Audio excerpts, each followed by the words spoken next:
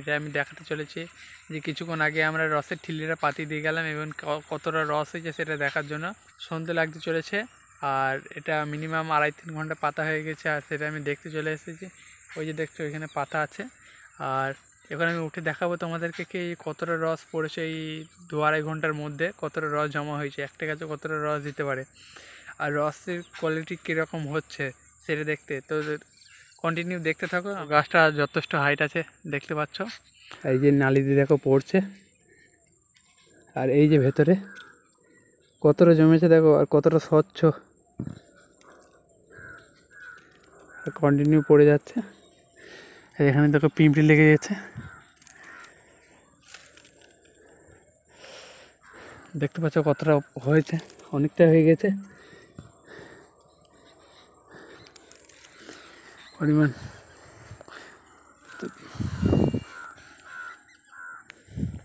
দেখতে পেলে কত সুন্দর কতটা রস হয়েছে এই 2-2.5 ঘন্টার মধ্যে। আর দেখো অনেক ভালো লাগলো, বেশ অনেকটা রস হয়েছে, এই গাছটা অনেকটা স্পিডে পড়ছে। তো দেরি করছো কেন, তাড়াতাড়ি সাবস্ক্রাইব করে না এরকম আরও ভিডিও দেখার জন্য।